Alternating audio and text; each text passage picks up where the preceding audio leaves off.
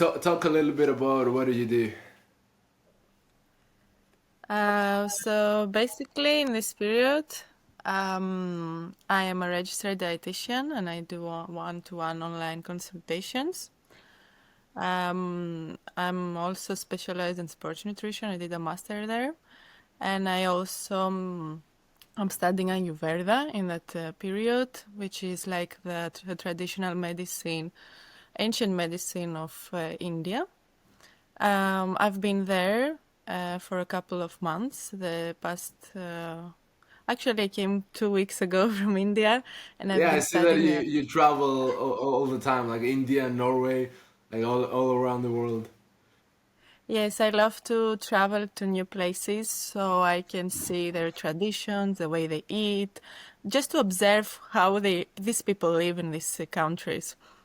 So also I've been to Costa Rica, where it's like we consider a blue zone. Yeah. So the area I was living was Nicoya, near Nicoya, which is like one of the 5 blue zones in the world. So what is a blue zone? Basically, people that live there, they live a long lives, like more than 100 years, most of them. So yeah, also there I saw how their lifestyle is, what they do differently from what we do. So yeah, my travels are focused on based on nutrition and lifestyle and learning more about health. Yeah, we can also talk about blue zones like later on Of course. more in Yeah, it's my depth. favorite topic. Yeah, I had a rigid on the podcast who's a guy who he works in the pharmaceutical industry and he's also a professor in many universities. But he's been to 93 countries, and like I was Wow. shocked to hear about it, like 93. But anyway, Yeah, we we'll have get there, time. hopefully. So there was a specific reason I wanted to do this podcast, Hmm. and it's mostly because the internet world has gone crazy with nutrition. And I think the average person realizes that because you've got people popping out of nowhere telling you that you should do like their diet, either keto, carnivore, vegan, paleo, like there are a bunch of diets everybody tells you to do their own. And I wanted to bring some clarity. So Hmm. that's why you're here. So you specialize in sports nutrition, if I'm not mistaken. Yeah, and plant-based nutrition as well. Okay. So Mhm. let's start with why nutrition is so important for someone's health and life. So, I think that from what you see, my approach, I really see health holistically.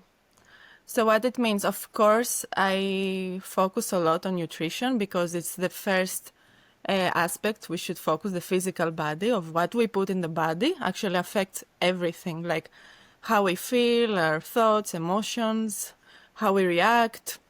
So food is very important, not only for our physical body, but also for the other aspects in our life.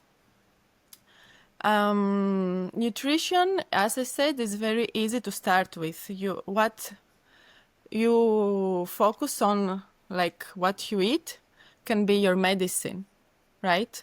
We know from years and years and studies that what you eat affects if you're gonna be healthy or not, Yeah. and it also can help you prevent diseases or can make you sick. Yeah. So it's an aspect that you can control, actually, what you put in your body.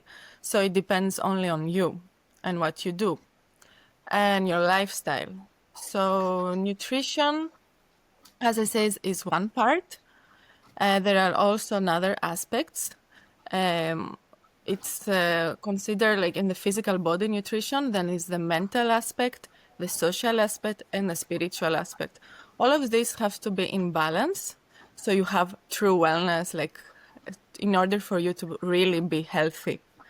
If you focus only on nutrition and exercise, of course, you're gonna feel good and have like some good effects, but it's not what is, you're not gonna be healthy holistically.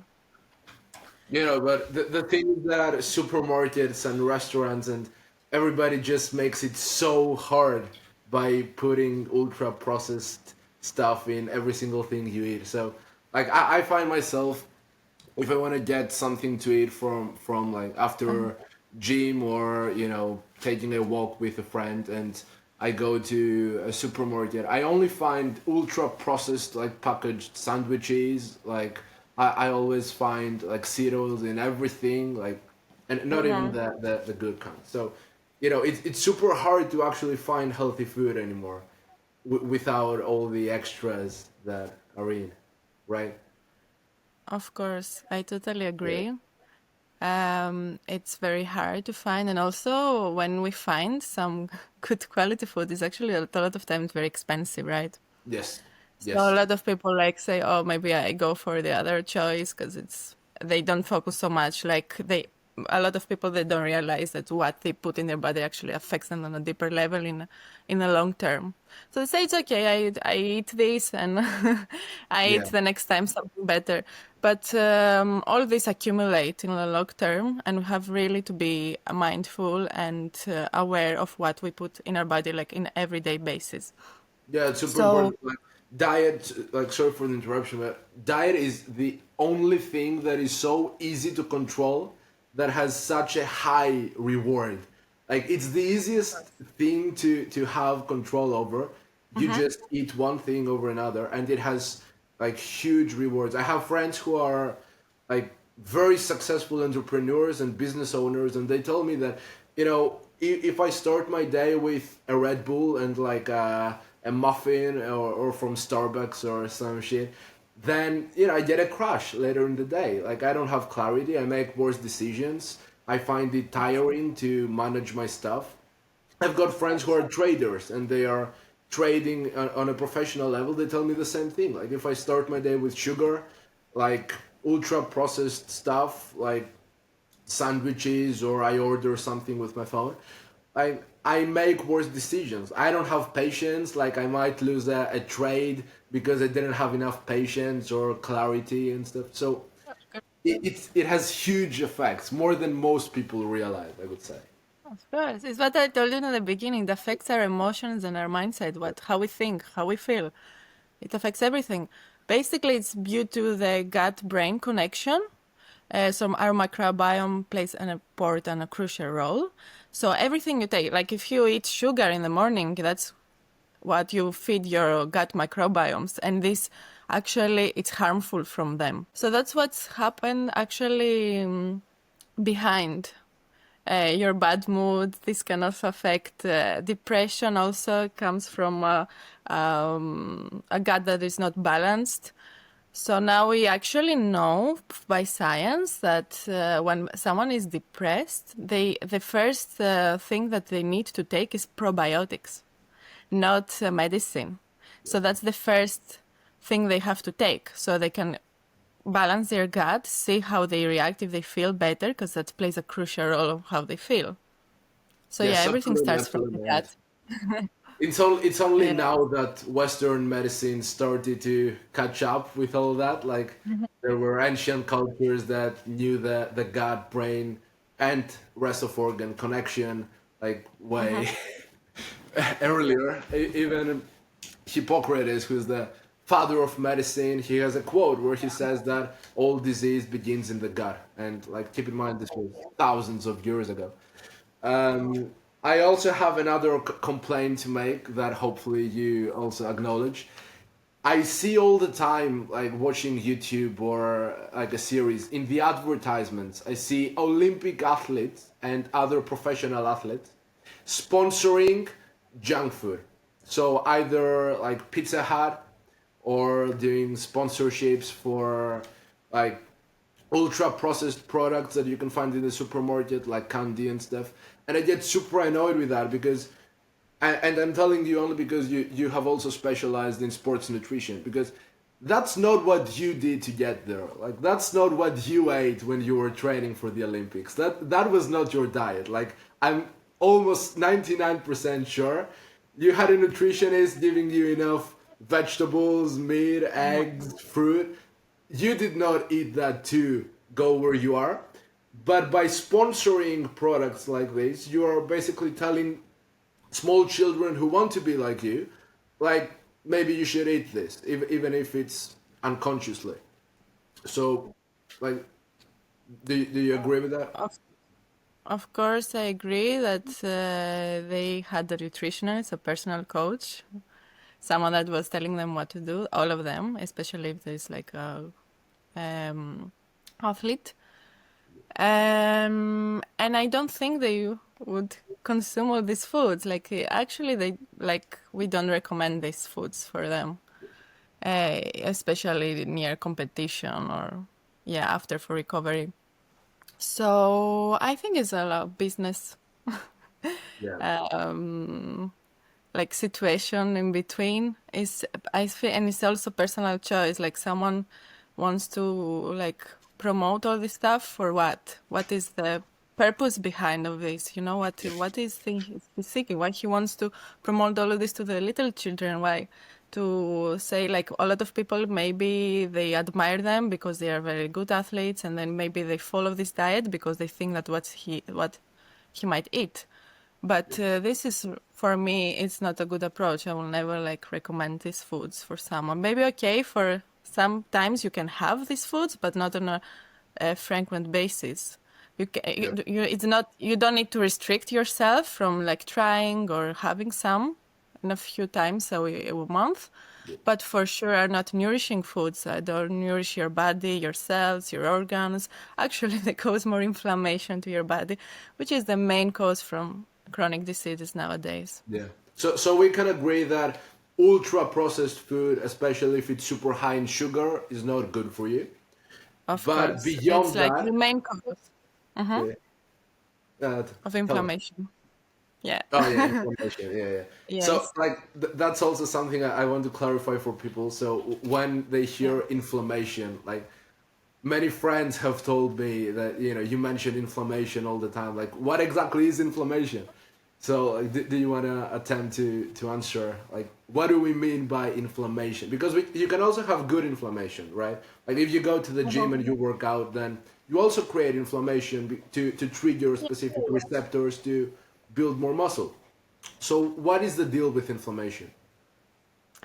So I'm gonna start basically by letting you know what causes inflammation so you can understand. Your body also can like minimize this inflammation, but with the food you can help minimize it. Plant-based foods, like they are very high in antioxidants, fiber, Like berries vitamins, and minerals. like blueberries, Yeah. fruit, Of vegetables. course, blueberries and especially berries are very high in antioxidants. Are one of my favorite foods, but also like green leafy vegetables, cruciferous vegetables, legumes, some herbs, very high. So yes, and then there are the pro-inflammatory foods. So we were discussing the anti-inflammatory foods that are the plant-based. So that now the pro-inflammatory that they promote inflammation are all like that come from sugary drinks, processed foods like the seed oils, like fried foods, saturated fat, and all of this foods Yeah. that actually they promote this inflammation to your body, and it's difficult for your body to like cope with these foods. And this is like when disease starts in your body, like this accumulation of pro-inflammatory foods is where disease starts and accumulates Okay. in a long term. So do you think there is an optimal diet? So for me, um, diet is very personalized. It depends on a lot of factors. There is no diet that fits everyone, and there is no diet for someone in that is the same during the seasons.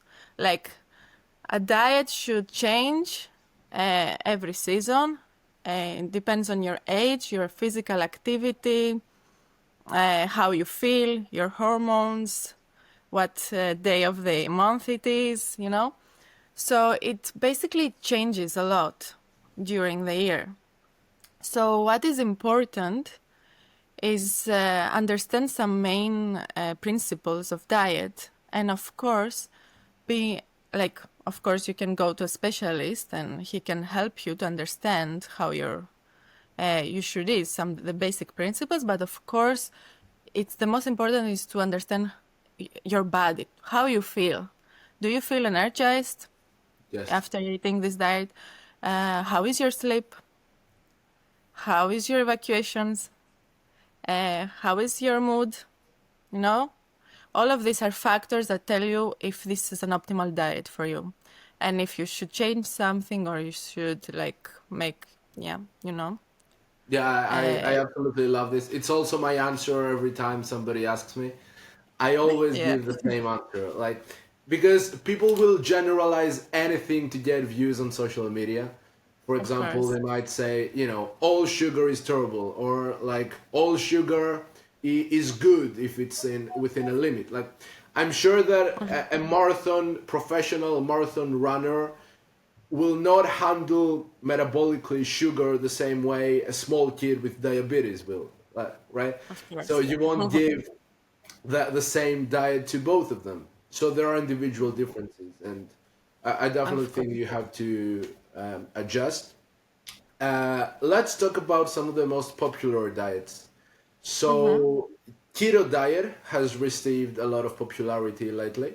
So what's the deal with keto diet? What's your personal view on it? So keto diet usually is the one that consists of 70 to 75% fat. Usually it comes from animal products. Then it's like 5 to 10% carbohydrates, and the rest 15 to 20% protein. So they claim that this diet, when they follow this keto diet, they tend to lose more weight. They can control their blood sugar and some more benefits. But actually, we don't have so much science behind so many studies in a long term. Yes, it Yeah. might have some effects, benefits in a short term, but actually we don't know if you're gonna follow this diet for like the next 10 years, what will happen, you know? Yep. Yeah. So my main concern with the ketogenic diet, especially, it's like it's very low in fiber actually, because it doesn't include so much whole grains that are very high in fiber, that are amazing for our gut. So there might be some issues with your gut microbiome, concerns actually, and maybe with your cardiovascular system, because if you eat a lot of bad fat, it depends on what diet you do. If you eat a lot of saturated fat, then you might have some issues. Um, so it depends on what diet you follow, because it can be a keto diet, but you can eat 70 to 75% of good fat, like from avocado, olive oil, walnuts, from all of these good foods actually. So yeah, my only concern would be fiber with it, because Mm. I want to discuss also later or now if you want about how important is the fiber for our Mm. health. It's All one right. of All them. right. Yeah. Yeah, Mm-hmm. we can also touch on the saturated fat topic Yeah. for Yes. sure. Um, in my experience observing people I know, or even patients in hospital who did the keto diet, Mhm. and based on the literature, I think it could offer some benefits if it's done for a couple of months, Mhm. in the way that you also we don't know for sure if some of the benefits that appear in studies are from doing ketosis or Mhm. eliminating ultra processed foods, right? Yeah. So Yeah. when you do the keto Exactly. diet and you get better, we can't be sure if it was actually the metabolic benefits specifically that Mhm. a keto diet offered, or it was just basically you not eating donuts all day and Cheetos, and that's why you Yeah. got better. So there is some It's ambiguity there for possible. sure. But I think the literature is clear now that after like 3 to 6 months of doing ketosis, depending on the person, the body needs carbohydrates again. Like it Mm-hmm. can be pretty fine for a couple of months, but Yeah, after you exactly. move past the half a year time period, then your brain will work better with carbohydrates. Your performance and Mm-hmm. fitness will be better with carbohydrates. Like Of course, I yeah. wouldn't recommend like permanent keto Yeah, diet. there are some benefits short term, especially if you have like a chronic condition. The literature show that it might be helpful, but I Yeah, totally agree with you. Like carbohydrates are essential for our yeah, health yeah. as well, like So everything else. let's talk about the vegan diet. You're more on the vegan side. I want I'm not your even. views. Hmm? No, no, I want What? your views on the vegan diet. Okay, the vegan diet. So, a vegan diet, basically, for the people that they don't know, it's a diet that excludes all animal products and animal meat, fish, yogurt, eggs, of course, and honey also. And it's focused mainly on plant-based foods like nuts, seeds, legumes, whole grains, vegetables, fruits, and everything from the plant kingdom, especially. So there are we have a lot of science for the vegan diets actually, from and a long-term studies that show they are very beneficial to prevent diseases and actually treat some diseases and some chronic conditions like cardiovascular diseases, let's say, because they are very high in fiber. And as we said, fiber is essential for our gut microbiome, and the gut microbiome plays crucial role in our health. And also, they are very high in antioxidants, um, and which are like prevents disease. They help us like to treat a lot of conditions also. So now what happens with the vegan diet that I've seen also to a lot of my patients is that people transition to a vegan diet that actually follow what they follow. They eat a lot of processed foods, like this, like vegan meats, like cheese. This all this fake food that actually it's like very bad for your health. It's Yeah, saturated like fat. vegan. It's the same thing. In my opinion, vegans used to be some of the healthiest people actually, especially the vegans who cared about protein and like they Mm-hmm. didn't just eat tomatoes and avocados, but Yeah. especially the vegans who also took care of their protein intake. They were used to be some of the healthiest people on earth, but then they started consuming all these ultra processed foods like Beyond Meat and Yeah. like soy burgers with four different types of seed oils in them. Mm-hmm. And then you saw a huge decrease in health biomarkers in vegans. Mm-hmm. I think mostly because of that. Yes, of course. Yeah, because they turn into vegans and then they eat this like fake meat Yeah, with fried potatoes, and I think because they are vegan, they are healthy, but it's not like that. You yeah, really yeah, need to be educated when you turn into a vegan diet because you need to make sure that you take all the micronutrients and micronutrients that you need. yeah. Because I've seen so many people that they transition that they don't know about B12, that they Mm, really need to take a supplement. It's not possible not to take a supplement if you're vegan, yeah, actually. And we know by science that it's mandatory to take it every day. yeah, Also, omega 3s, you also need to take a supplement or like make sure you have in your diet flax seeds and walnuts and like foods that contain it.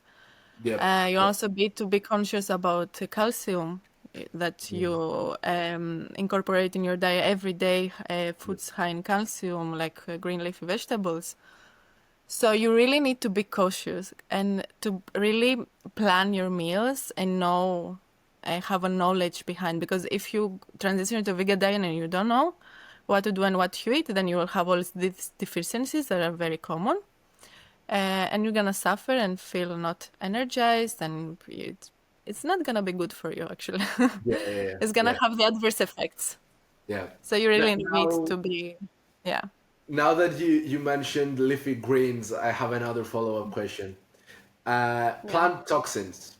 How serious are you about the premise that plant foods like kale and spinach, especially, contain plant toxins like oxalates and stuff like that? Like, is it something you're concerned about or not? Um, Look, if you have like a diverse, like you eat like multiple things inside your like you have a diverse diet. Eating a little bit of kale is not a problem. Yeah, Actually, it's good. Like it's not. It's like if you take a lot of big amounts. If you have a balanced diet, you have take something from everything, it's okay. But there are like different ways to decrease these oxalates, like boiling or like cooking the vegetables. yeah, yeah. So That's it's also something very important because a lot of vegan Mhm. foods were meant to be prepared in a specific way that in the Mhm. Western world are not. So, for example, quinoa, Mhm. if you observe populations that consume a lot of quinoa that don't belong in the Western world, like Europe and America primarily, they pressure cook it, right?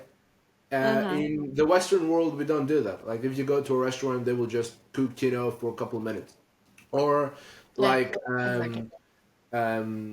legumes. They will soak them in water for like 2 days. Of Like course. we Yeah. don't do that usually. So a lot of people Yeah. who show bad reactions to plant foods, I think a primary reason Mhm. is that they didn't prepare the food right.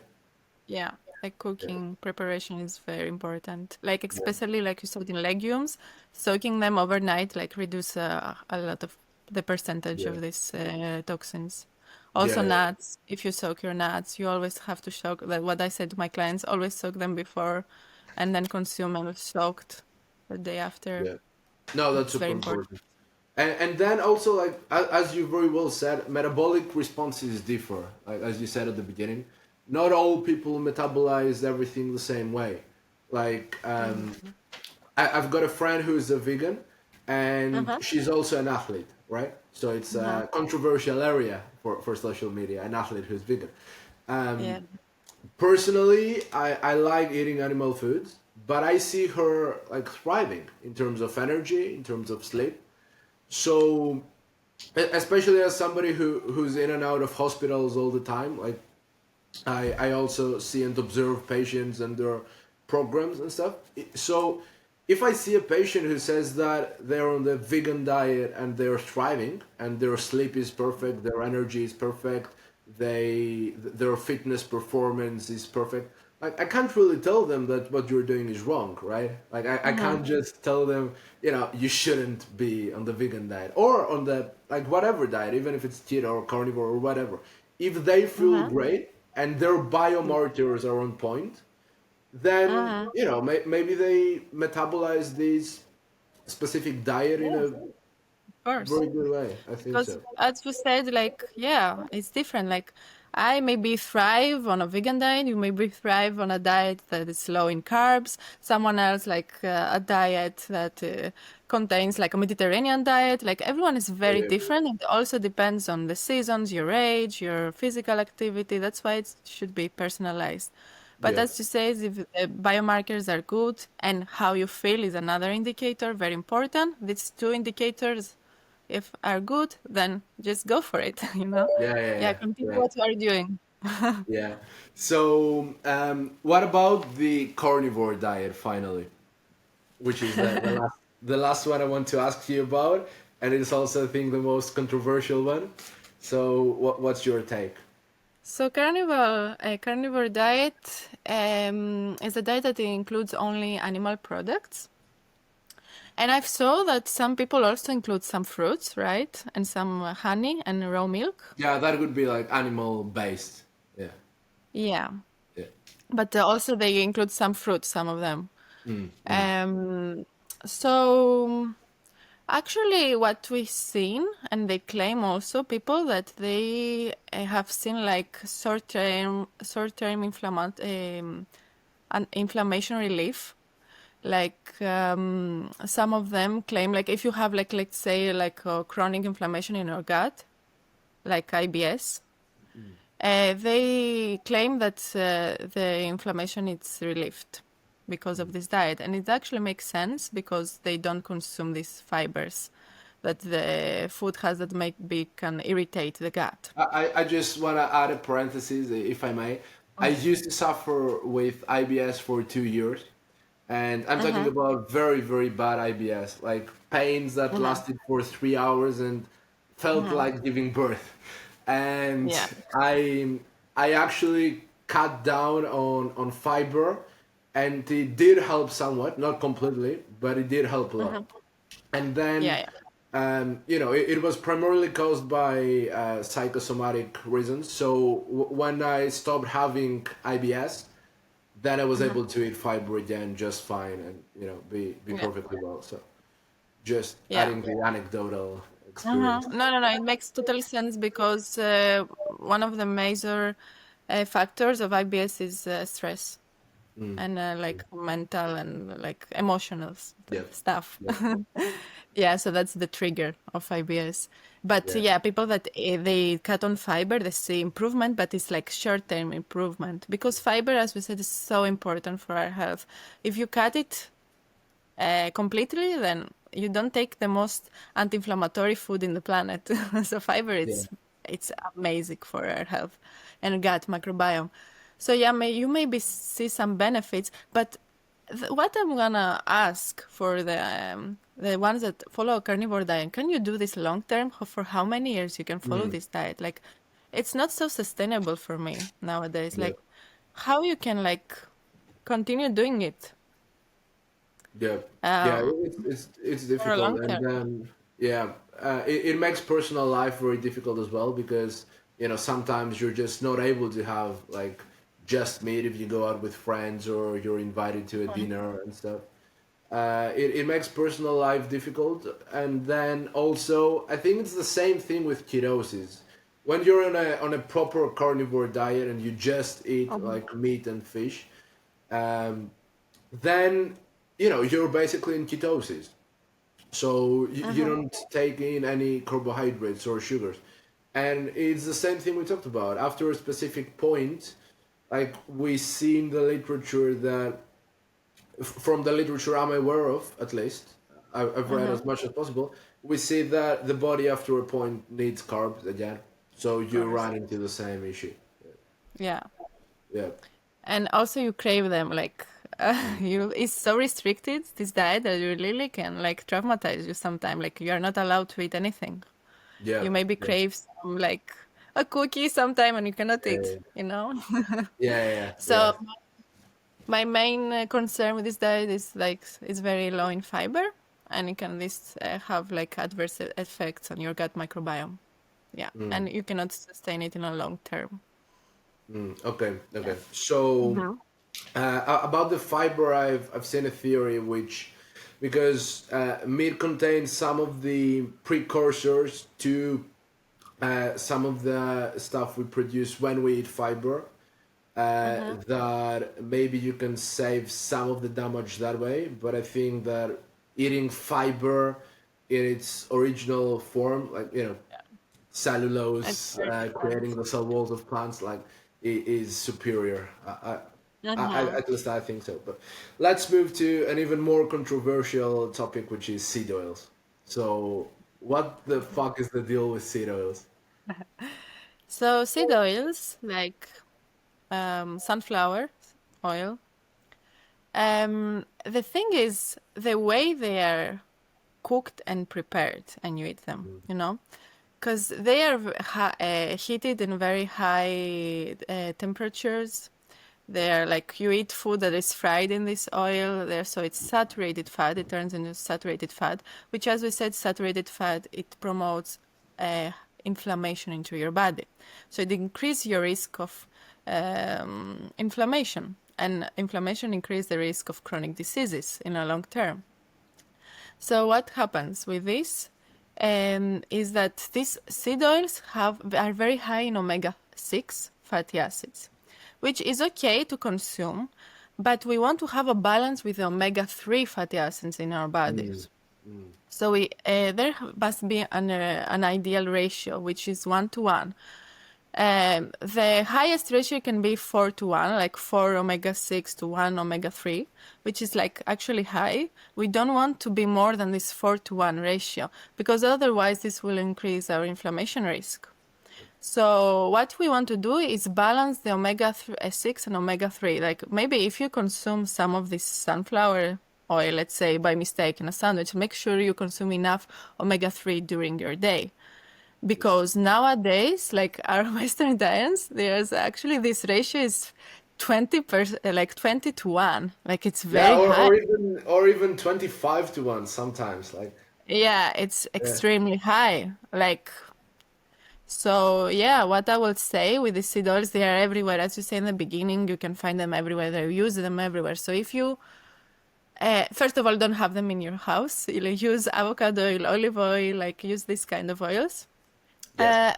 But if you have to eat them outside, make sure that you eat enough omega-3 in that day or take a supplement. So you balance this ratio, so you fight this pro-inflammatory No, I think factor. that that's a really good answer, and I completely agree with, because you see many people demonize all seed oils. So like all seed oils is bad, like all plant oils are terrible for you, because but there is a huge difference if you just consume the oil raw from the flower, which can actually have many anti-inflammatory properties, right? Then if you just mix it up with hexane in the industrial process of creating seed oils, which is, by the way, a known neurotoxin, and then you fry it, like you fry some potatoes or something, to the point where it oxidizes completely. Well, Yeah. that's not the same thing as if you eat the oil raw from the Mhm. flower. And Yeah, of I course. also completely agree about the ratio. So yes, in a Western diet, you can see the ratio being 14:1 or even 25:1. And at that point, it's like cereals are not bad for you in the way they appear in nature. But we consume so much omega 6 where Yeah. the average person doesn't really need more, right?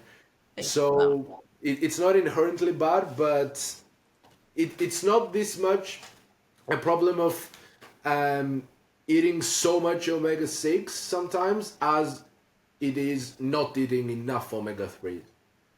So, which are the highest omega 3 foods? Flax seeds for like vegans, if they want, and a fatty fish for the non-vegans.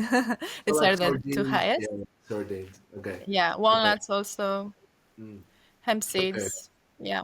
Mm-hmm. So I think I was watching the Huberman episode with Dr. Mark Hyman, who's also like considered the father of functional medicine, and I Mm-hmm. love the specific instance where they talked about seed oils, Yeah. and I think it was super smart. Something that Andrew Huberman said.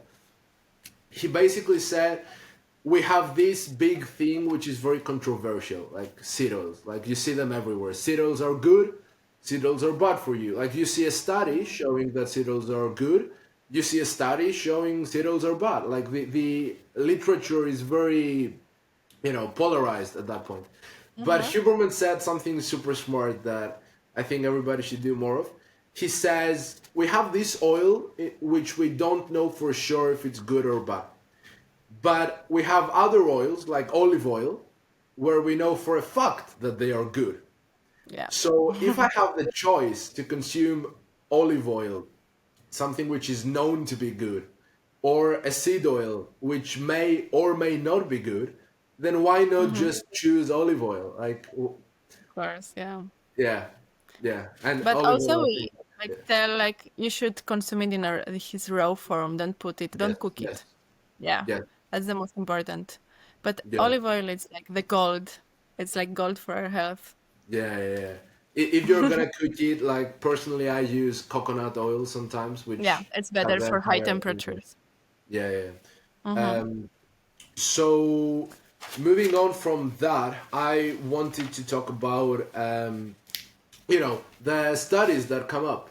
So what do you do if you're the average person and don't have a lot of deep scientific knowledge in nutrition or interpreting studies for that matter, and you have an influencer show up in your feed where they just give you 30 studies, basically science bombing you, right? So like study, study, study, study. You don't have any time to read the study. They just show you a study, like just the title, and then they want to use that to support a claim. So how do you navigate that as the average person? So yes, I totally agree. Social media, like it's nowadays, it's like full of people telling them their opinion, telling that, oh no, follow this diet. Oh no, they categorize this. They criticize the other diet. No, you should do like a body cleanse. No, you should detox. No, you should eat only meat. Like it's an overwhelming game. It's like someone will feel so confused after watching all of this. They'll say, I cannot eat anything, even water I cannot drink, Yeah, because it's like it has all these metals and I don't know, and toxins inside. So I cannot do anything. Even air I cannot breathe because it's like full of toxins, etc. So someone will feel very overwhelmed and very disappointed and frustrated. So what I will suggest, it's of course to focus on your own experience, right? See what makes you feel good, not what makes this influencer that you follow feel good. Okay, you can try some things so you can see for yourself. I'm not opposed to try new diets and see how you feel, or body cleanse, let's say, because everyone is they say no, the body cleanse you don't need. Of course, I agree that your body detoxifies by itself, but I would like to try. Why not? To see how yeah. my body reacts.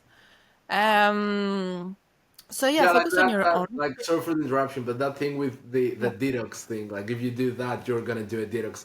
Your body, like, knows how to detox pretty well. Yeah. Like your body Mm, knows how to detoxify substances much better than you know. So yeah. if you just don't give it poison, like if you Mm-hmm. just don't eat ultra processed foods with toxic ingredients, your body will take care of the detox on its own. Like I just get so Okay. frustrated when I hear about the new way to detox, like some Yeah. product from Kim Kardashian's company or something.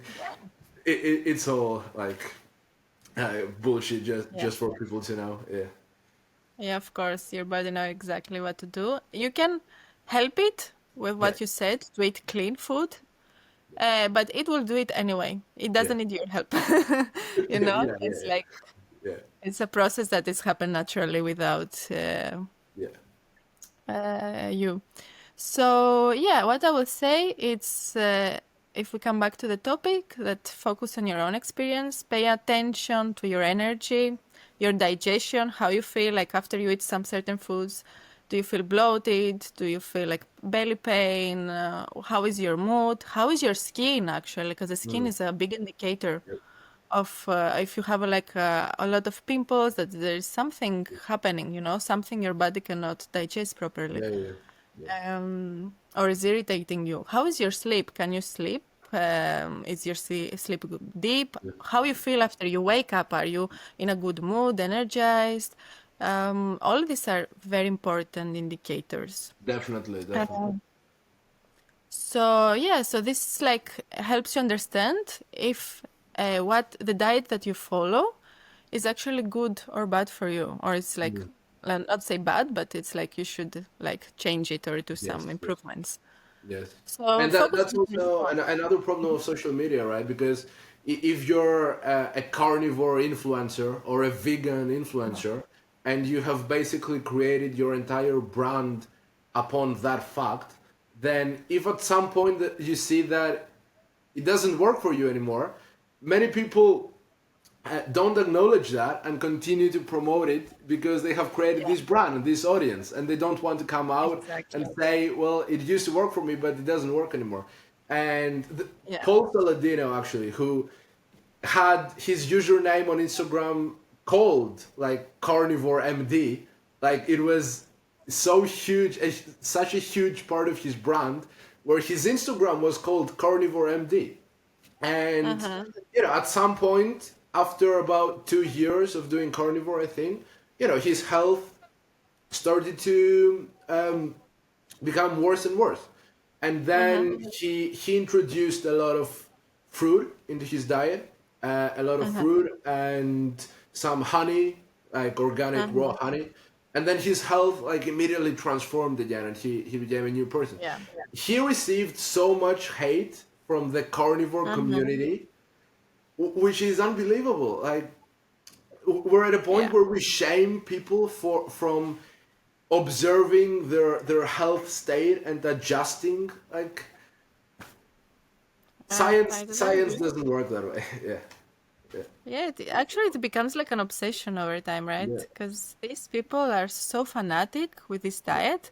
Actually, maybe someone they will not talk to you because you are a vegan yeah. or maybe a carnivore. Say, no, no, no, I don't talk to you anymore because you eat meat. Yes, yes, yes. For me, this is like extreme. And also, I seen this also for vegans. Like a lot of people that are promoting vegan diet, they saw that they're not feeling good. And then they were eating fish, Yeah. without Behind the showing it. scenes.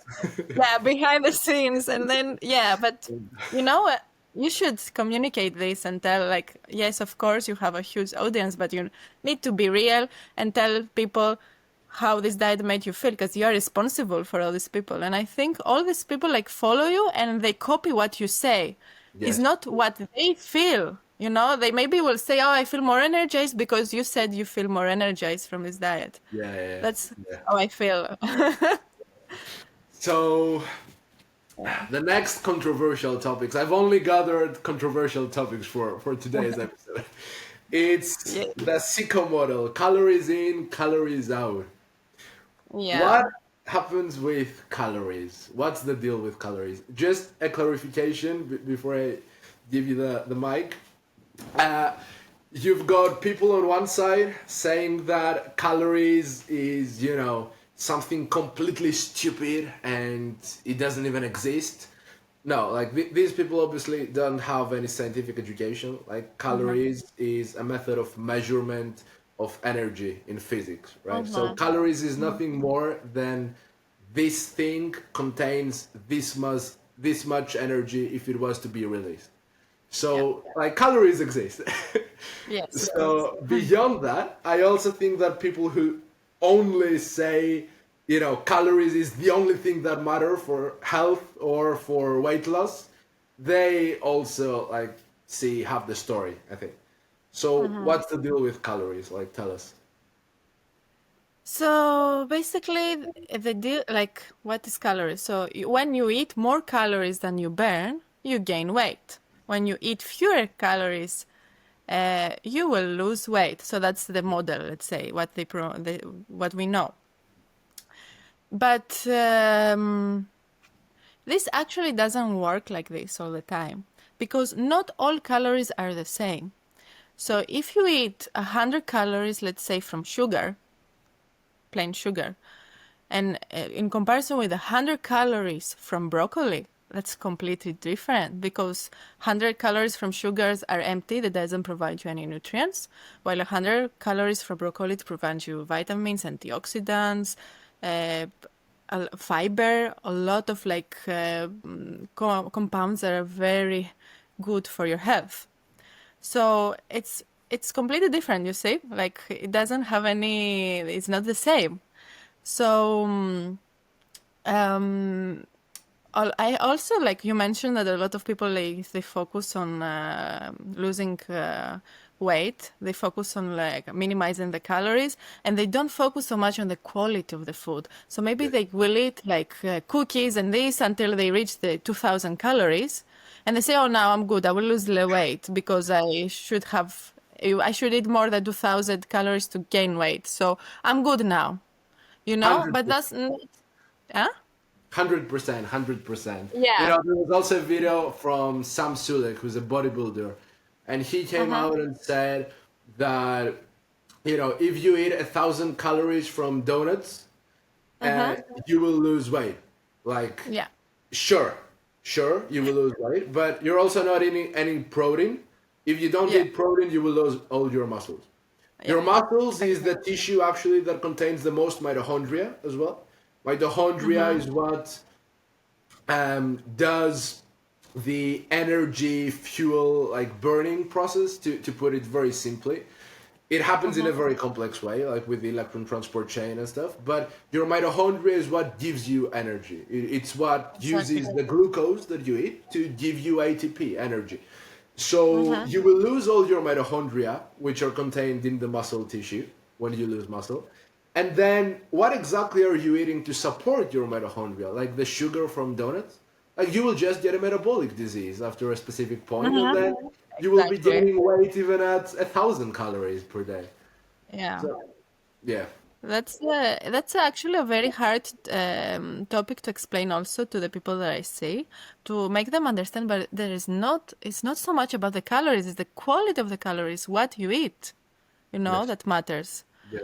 Because as Do you I will have also a lot say of that, uh, Do you have a lot of yeah, clients who come to you either from having gone to somebody else, another yeah, nutritionist before, and yeah, they put them in a caloric restriction program? And, yeah. yeah, Yeah, and they are so traumatized by this calorie program that I really like. I don't follow, like, I never give calories to the people. Like, I estimate in my head, like, how much, by my experience, of course. yeah, But I never tell them, oh, you should eat 100 calories of this, because this is actually traumatizing them. And yeah, it's not sustainable in long term. You cannot count calories or your life.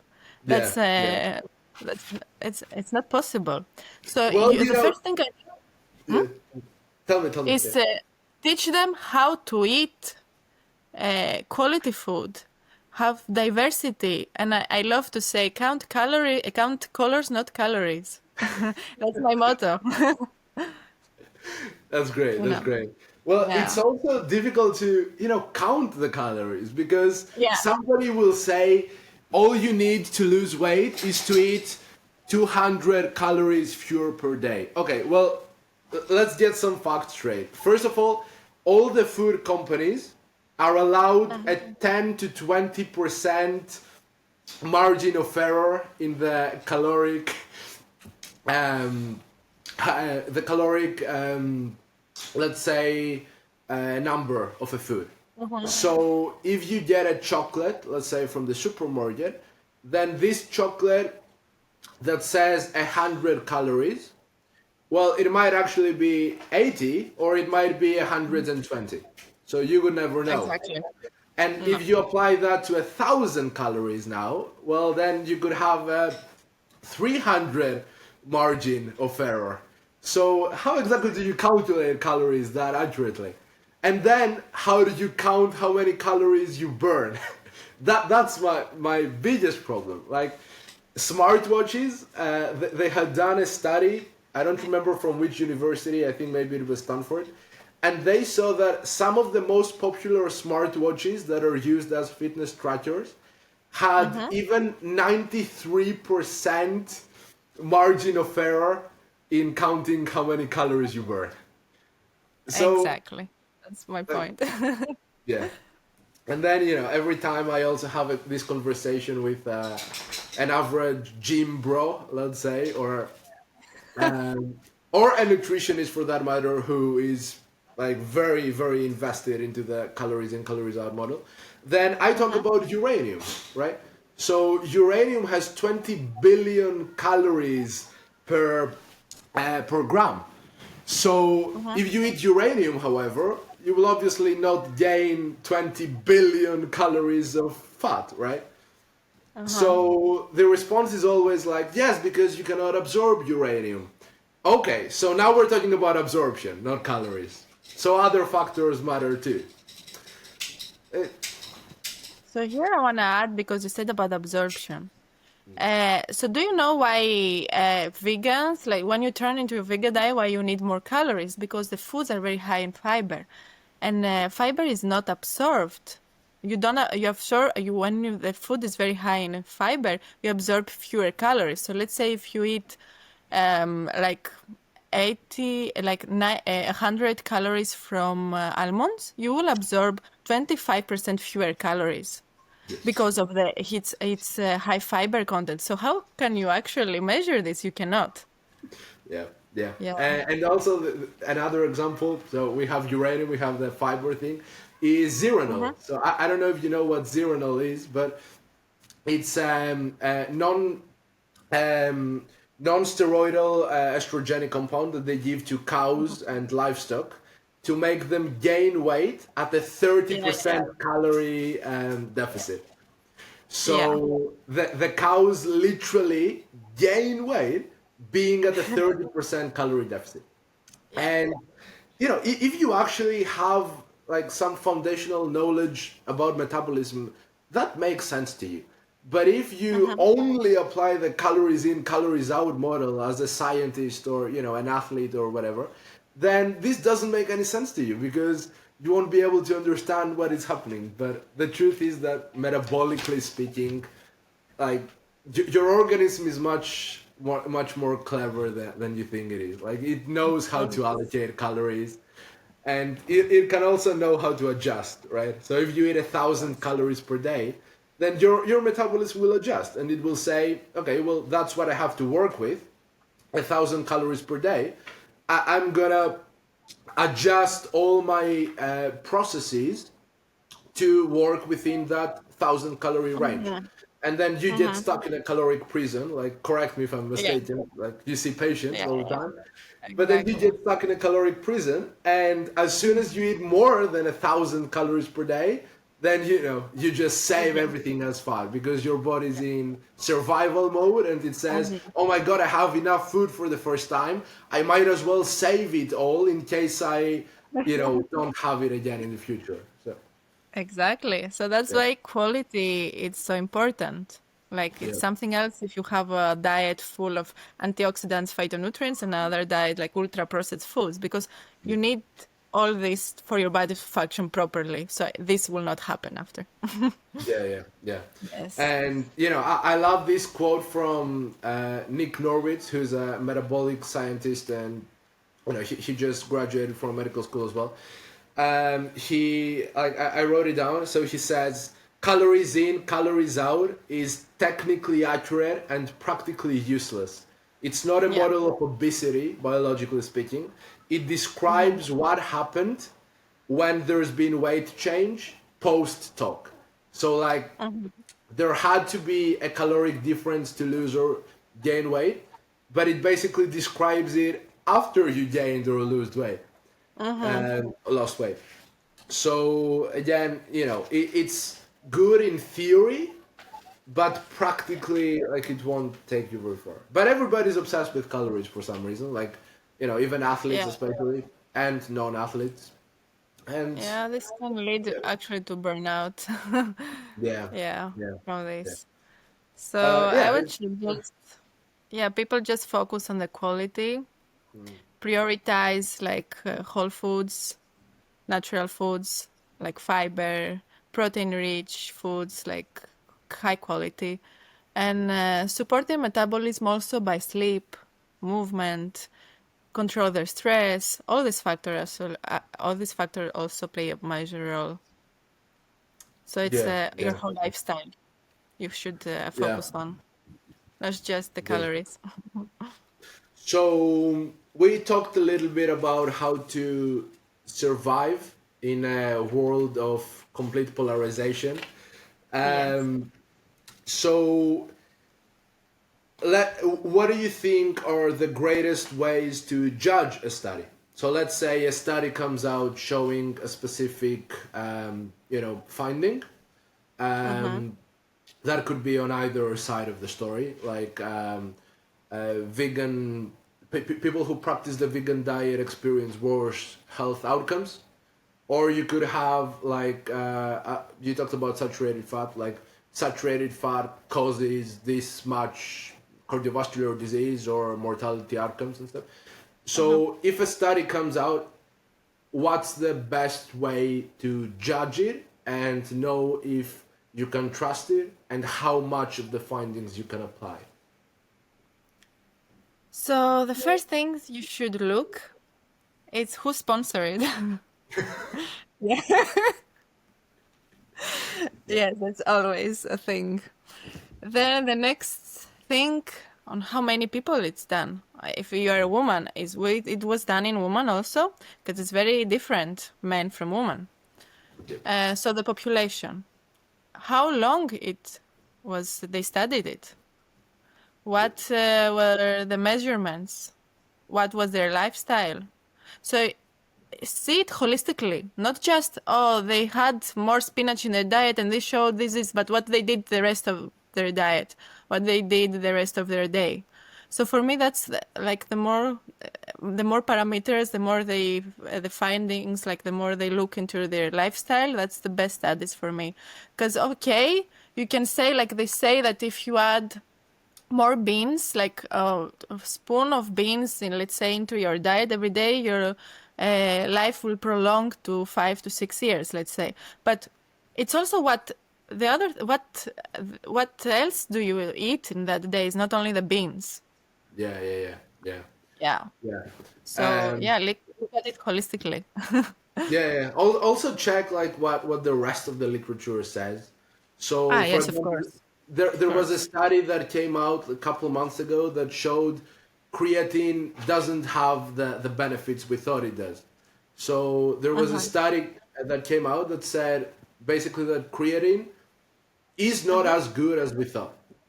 And people lost their minds because they were like, we thought creatine is amazing for you, creatine supplementation. So Uh-huh. what's happening?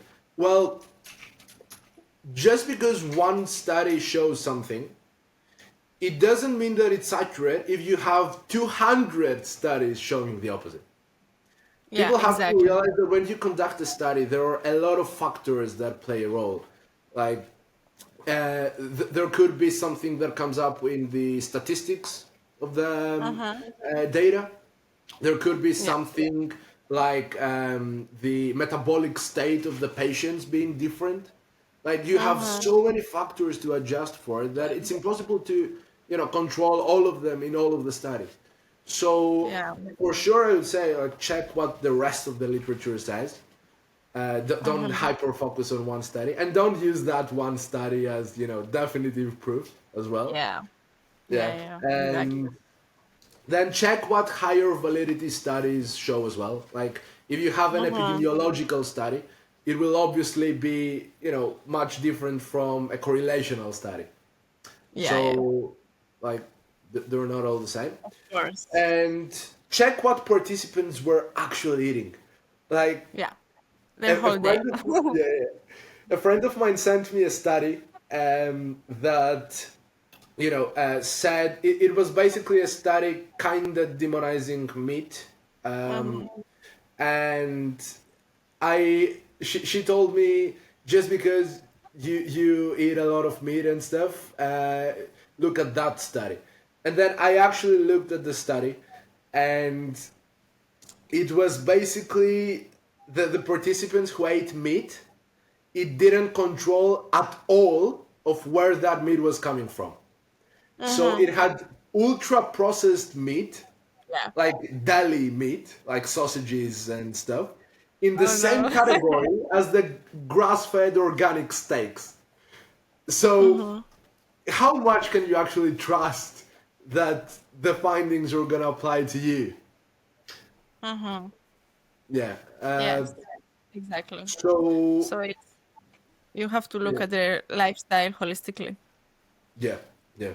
And as you very well said, I think it's a very good point what you made that, like, does it reflect the metabolic state of mine? Like, does the metabolic state of the participants reflect my metabolic state? Because if Exactly. there's a study that happens in, postmenopausal women, and I want to use all the findings for myself, well, we're gonna have some differences, right? In terms of estrogen, Oh, progesterone, all the hormonal profiling.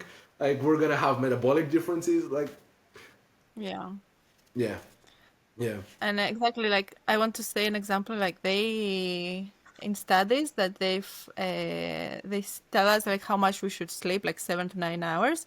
The studies were basically made for men. They used men in these studies. So for women, they give us the same suggestions, but actually, women, we need more sleep because of Yes. the whole processes that happening in our body. So also the gender plays a basic is a basic factor here to take into consideration. The age, like all the studies are very good to have like a main idea of what's happening, but really personalize everything on your needs Yes. and lifestyle. Yeah. Yes. Yes. So when you have patients, uh, and they tell you that, Ioanna, like you gave me a very nice program, things to eat and stuff. You helped me a Mm-hmm. lot, but I just wake up in 2 a.m. and I want something to eat. Like I want a cookie. Like I want something, junk. Like what do I do? What do you tell them? Go for it. Yeah. Yes, go for it. Like if you really need it, and it maybe I don't know if it happens every day. We should check it and see what is happening and what is behind because it's emotional. We should focus on the emotional aspect, as we said. But if it's one time or per week, or I don't know, sometimes it happens rarely, then go for it. Like your body is asking for you, like for it. Yeah. Don't restrict yourself. Actually, to restrict yourself, it's like worse. Then you will do this episode like 100 times more. So just eat it and feel Yeah. good. Don't feel like, don't put pressure on yourself. And then after, don't feel bad about yourself about eating it. Yeah. That's Yeah. my approach. You should never Yeah. restrict yourself. And of course, you can always have like something healthy. You can, let's say, if you crave sweets, you can make healthy sweets and actually eat something, and actually it will be nourishing for your body. You don't need to eat these packaged processed sweets. You know what I You do can make, lately? Like many times, yeah. like towards the night time, Mhm. I used to have some cravings, and I used to eat like some cookies and stuff. And then Mhm. just because it was so close to my sleep, I slept terribly, Mhm. and I woke up Yeah. terribly and tired and stuff. Then I started consuming frozen blueberries. Like that's my magic trick. Mhm. Like if I get a craving, Yeah. I will eat frozen Exactly. blueberries. It's Yeah. almost like ice cream. It kind of tricks your Mhm. brain into thinking it's ice cream, and it completely like makes cravings disappear. Or like Yeah. a dark chocolate, like Yeah. 100% cocoa, which is very Uh-huh. bitter with a little bit of raw organic honey. So it's super sweet. It doesn't spike your blood sugar as much as sugar, and it's like Yeah. super healthy, I would say. So It's amazing for your health. It's full of antioxidants. yeah, What else do you want? yeah, yeah, It's yeah, amazing. So yeah, yeah. I would suggest this swipes. Yeah. Yeah. So, what do you recommend to people, individuals who are athletes, either on the professional level or they just participate a lot in athletic activities, and they obviously have a little bit of different demands than the average person. So, what do you suggest to them? Generally, it depends on what exercise you do. You do endurance, you do strength exercise. So this changes a lot in the nutrition. But you want me to focus on the pre-workout meal or post-workout Both. meal? So let's say like both the pre-workout, Mm-hmm. which I imagine would contain some glucose, and the Mm-hmm. post-workout, and like the breakfast, dinner. Like, what's the nutritional plan or principles, let's say, that an athlete should follow? Okay, of course they should have diversity into your diet. And it also, as I said, it depends on what exercise they do, how many times per day they exercise. Because some of them they do like 2 times per day. Yeah, yeah. Right. It depends when they have like competition. Sure, So I've got it's another, we do my dog. another diet. She won't Mm-hmm. stop working. All right, sorry. Yeah. Continue. So we have another diet for pre-competition and post-competition. Because we have to prepare the body for the competition, and after we have to recover it. So maybe I will suggest some basic tips that most people can take with them that they exercise. So the pre-workout meal should be very easy to digest. Yeah. It should be high in carbs and low in fat and fiber, lower in fat and fiber. Okay.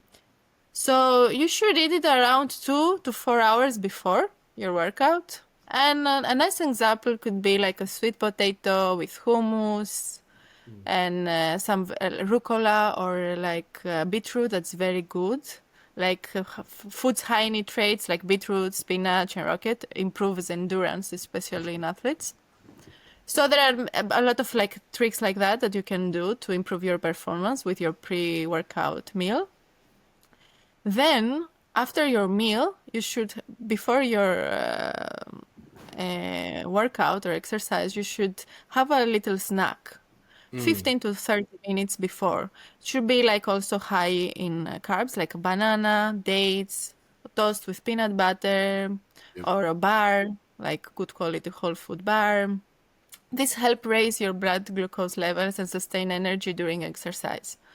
Would you also say Um, that, it's maybe the best time to eat carbohydrates right before and right after exercise because the glucose, enters your muscle tissue that was activated and doesn't yeah, stay in the bloodstream to cause like huge insulin spikes and yeah, trigger like insulin resistance.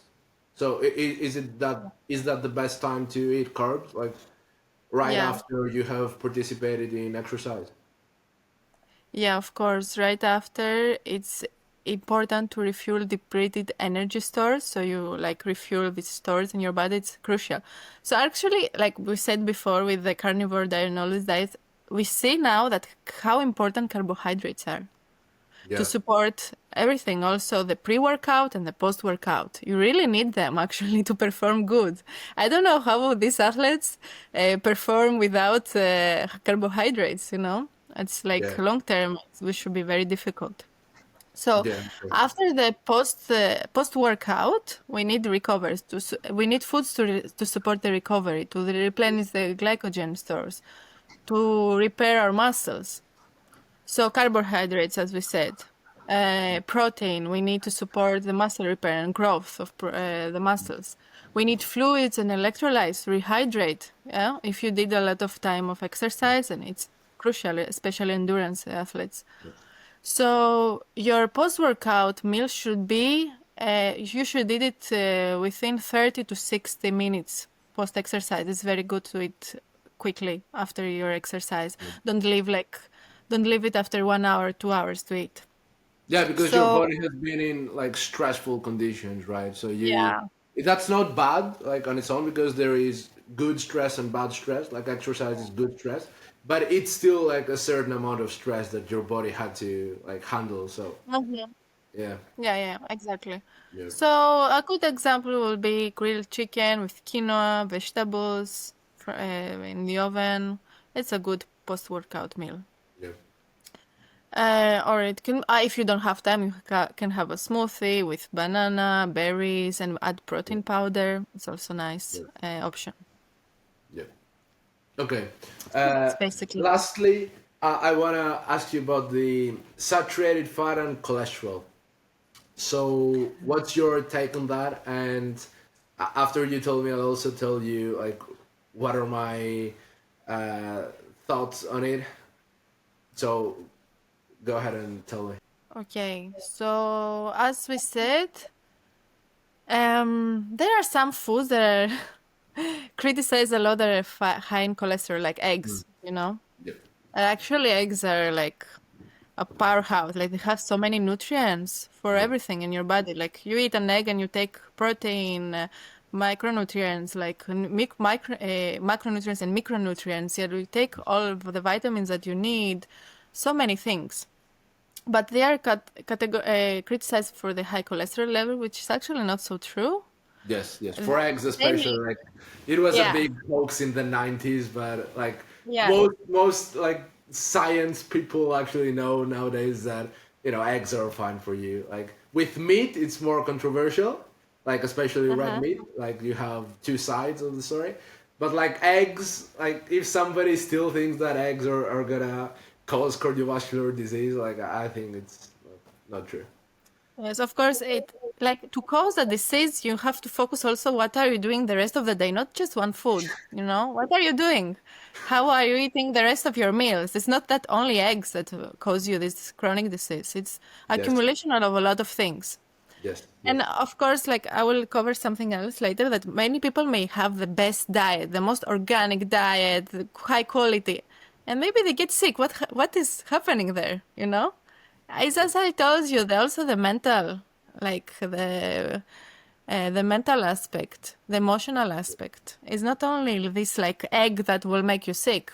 yes, So it's the holistic approach, as we said. yes, But there are really like some foods, like saturated fats from that come from these processed foods, fried oils, these cookies and everything. These things that we find in the supermarket, as you said, with a package full of ingredient lists that you don't even know what are these ingredients. This can actually, yes, cause you cardiovascular disease and cholesterol into your body. So yeah, what we want to focus on is like exclude these foods. If you go to the supermarket, try to find foods that with a less ingredient list and the ingredients that you really understand what it is, you know? yeah, yeah, Not like weird names that what is this? That's yeah, your yeah. what we should focus on. Try to see um the less to find the less processed foods that you can Yeah. find. But Um, basically like foods your grandma would recognize, right? So like exactly. Cheetos, like probably Exactly. now. So like ultra processed cookies with margarine. Well, you Yeah. know, your grandparents or even great grandparents probably wouldn't even Mm-hmm. know what it is. So, just stick to the foods Exactly. that existed for years Yeah. before. Yeah. Yeah. Yeah, and if you cannot make your own because you don't have time, you can enjoy them in moderation, like once in a while, month. Yeah. But really try to find better options because there are a lot of Mm. options. I also see Um, a lot of companies that appear now, yeah, that yeah, yeah. There deliver are. healthy food with a subscription type service. Mm-hmm. Like I had some friends. I lived in the home of some friends in Austria who all live together, Mm-hmm. and because they're all entrepreneurs, and they asked me about the diet topic and like the exercise topic. Um, and I told them, and they replied that they actually got a service that delivers these packages that are super easy to prepare within like 2 minutes in the microwave, and it covers all of your macro and micro nutritional needs per day. Mm-hmm. I was actually amazed to see like how much protein these little packages contained, and how Mm-hmm. little preservatives, how like they use very high quality oils. And you see, I think, a lot of these companies, and you will see more of them like Yeah. appearing that Yeah, of offer course, this as a because service. And it is yeah, good. It's good because yeah. like it's very difficult, as you said, to access high quality food. Like Mm-hmm. either you get Yeah. something from a restaurant that might has been fried in like very toxic seed oils in very high temperatures, or Mm. you have to spend 2 or 3 hours to cook. So Yeah. So this is this is an option. This is not an option for most of the people to actually cook, and they don't care about what they put in their body. So this solution is amazing actually for them yeah, yeah, yeah. to have these ready um, meals. what about supplements? Like, do you encourage supplements, or do you take supplements? What do you think about them? In general, also what we said is completely personalized. Mm. But there are some supplements out there that might be beneficial for for a good variety of people. I would suggest it depends. If you follow vegan diet, then you should for sure take B12. Yeah. That's and also, even if you don't follow vegan diet, you should check your markers and see if it's like in the accepted levels. Otherwise, you should take also a B12 supplement. That's very important because B12, as we know, it plays a crucial role Yeah. for our body. And it's like we don't have so much storage. We have storage for some years, but then when the storage goes down, it really can really affect our health in a negative way. Another supplement that I would suggest is vitamin D3 Yes. with K2, especially in the winter time. And it depends. Like now I live in Norway and it's like dark, like it's not sunny these days, so I take it. So it depends where you live. In Greece, maybe we can say December to February. Yeah. You Yeah. can take the supplement, but after you can just sit in the sun for some time during the Yeah. day. But also check your levels because maybe you sit in the sun and you don't absorb it because maybe you That's wear me. That's me. sunscreen. Yeah, I'm a person with very high difficulty in synthesizing yeah, vitamin D, and yeah, I have supplemented, and still uh-huh. had very low levels. So then I had to up my dose to even Yeah, yeah. 10,000, 20,000 IU's. With, Wow. Yeah. of course, like with a doctor and like Uh-huh. checking the form of vitamin D, which is also very different. Like you have forms Yeah. which can be toxic in very high Mm-hmm. doses, and also forms which are easier for the body to absorb. But yeah, that's me. Like no matter what I do, I have to get a very high dose in Yeah. supplementation of vitamin D. Yeah. So, like, So, for sure, check your biomarkers. But also, mm-hmm. like, just because you mentioned you live in Norway, many times actually you see people who live in Scandinavian countries like Norway, Finland, Denmark, Sweden. Many times they have higher levels of vitamin D than people who live in Greece, because even though you can live in a country with a lot of sun, it doesn't mean that you go out in the sun. So many people who Mm-hmm. live in Greece actually don't see the sun because they don't go Yeah. out. So even though you have this tremendous like God-given benefit of having the sun, like you can still have low levels of vitamin D. And most Of people course. nowadays, I think, are very deficient in vitamin D, Yeah. and it has huge like effects on depression as well. Like all of your metabolic processes depend on vitamin D, Mm-hmm. testosterone, especially for men, but also for women. So yeah, Immune I get you system. there. Yeah, And also, yeah, in Greece, I think they wear a lot of sunscreen and glasses. So when you wear these things, you don't absorb vitamin D. Here, when the sun comes out, everyone is out and yeah, enjoying the yeah. sun. So I yeah, used to live in the Netherlands. It was the same thing when I lived yeah, in the exactly. Netherlands. Everybody just came out and took walks in parks. Like they stayed for Yeah, picnics. Everybody was out yeah. in the sun. But also, like, it's a big pet peeve of mine, the sunscreen, Mm-hmm. because you see parents like applying 5 kilograms of sunscreen in little children, even at times where the sun is not even damaging, like Yeah. 10 a.m. in the morning, or like Mhm. 4 p.m. in the afternoon. Like the Yeah. sun is not harmful then. Like there's some debate Mhm. about the times of 12 and 3, 12 a.m. Mhm. to 3 p.m. But in the afternoon and early morning, like you don't need to put on sunscreen. And like a big Yeah. part of how much you burn from the sun also comes from how much inflammation you have, right? As you said in the beginning. Like if you smoke, Yeah. then your skin cells are much more susceptible to getting sunburned. If you don't eat enough Mhm. omega 3s, which protect your cells, then you can also get sunburned. Of So, like, course. Yeah.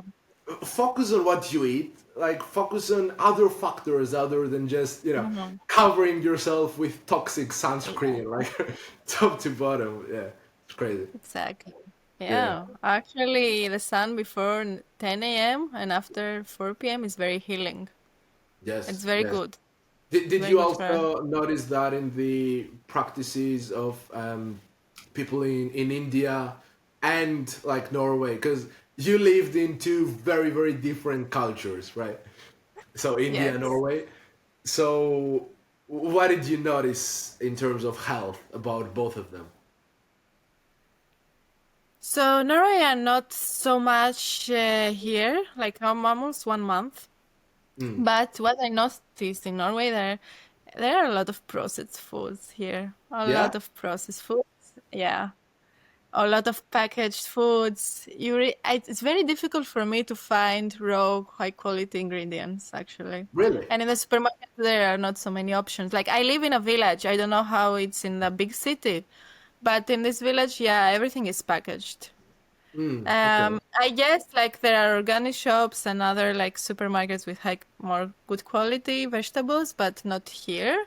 Mm, okay. Everything is imported from Spain and Mediterranean countries, so they don't produce a lot of vegetables here, actually.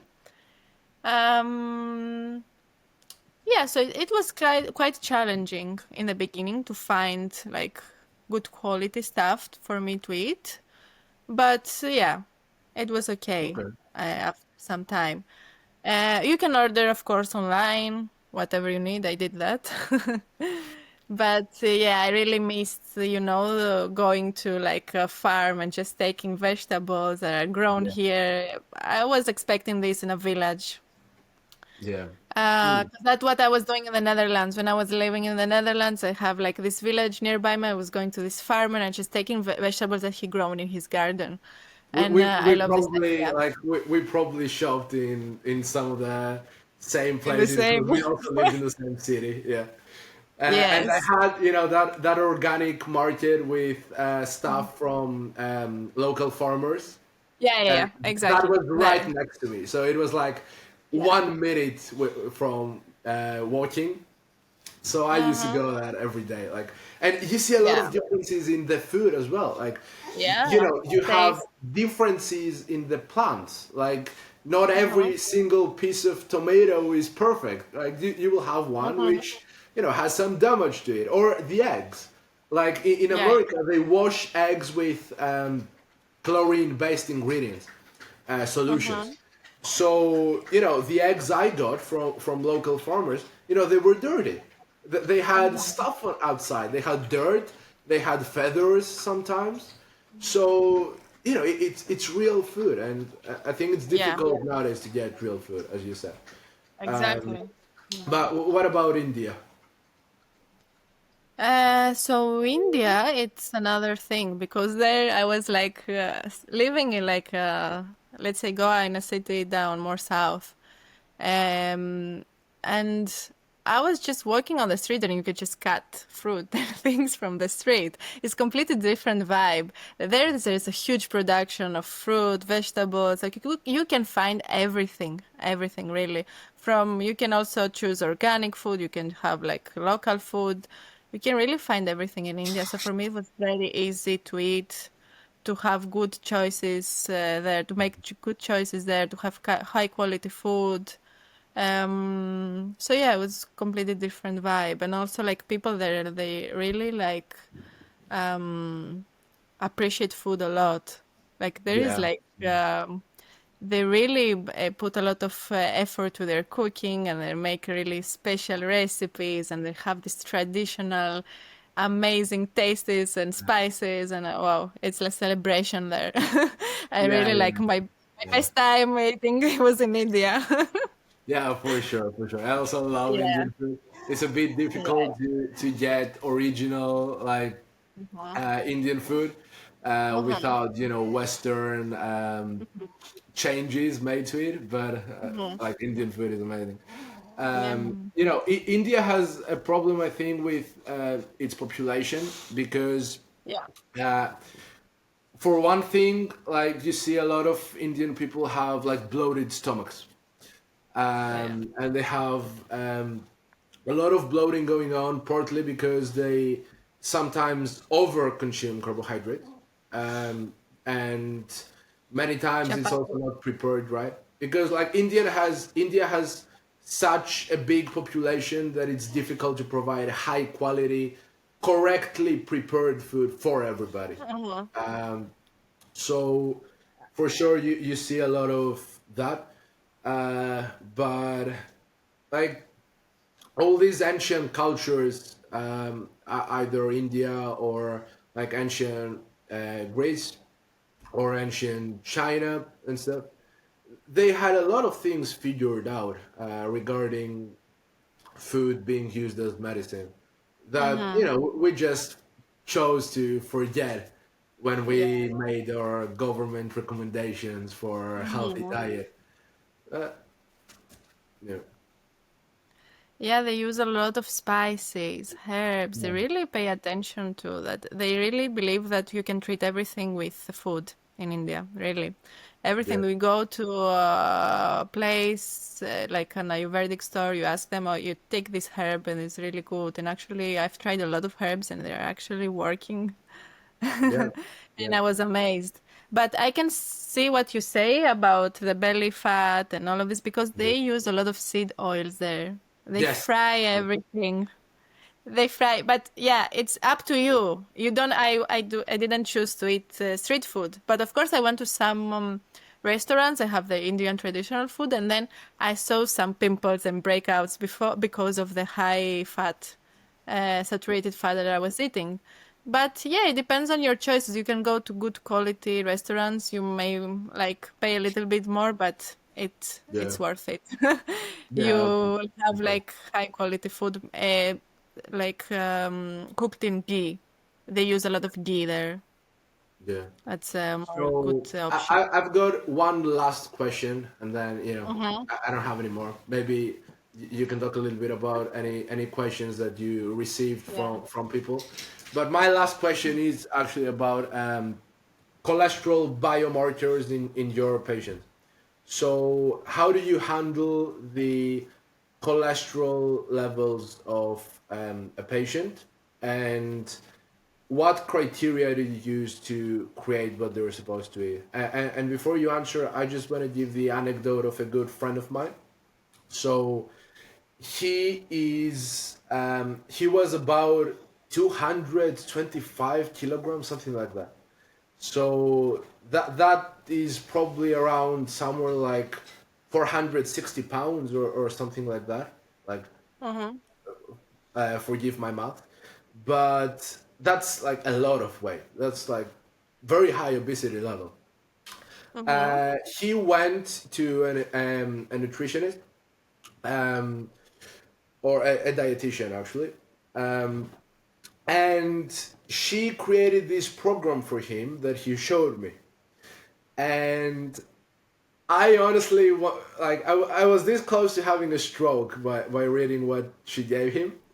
So you have an individual that is 230 kilograms, and for breakfast, she actually wrote like burnt toast with marmalade, three pieces, and a glass of orange juice. Zero protein, and a complete sugar bomb like first thing in the morning. Yeah. For the afternoon, oh, and she was very careful to write maybe you can also have like one or two eggs, but not more. Yeah, yeah, because eggs would cause all his health problems and obesity. It was eggs that we should blame. And then for like lunch, she had like an insane amount of like rice and like a little bit of 200 grams of chicken. And Mm-hmm. like I see so many cases like these in friends, like family, people I meet, who all seem to have so terrible experiences with dietitians who created programs that are opposite to what you would need for a patient in these circumstances. Mm-hmm. That's also why I really like you, because you see health holistically. Like you check biomarkers to see what somebody should eat, and you don't just tell them like to eat rice and chicken every day, like as long as it's low in calories, right? Of course, yeah. I totally agree with you. This sadly happens also nowadays. Because as we said, people they don't give so much importance to the quality. They look at the calories. So maybe this case, the dietitian looked. It was she covered he covered the calorie, Yes. and he said it's okay. You can eat these foods. It doesn't matter.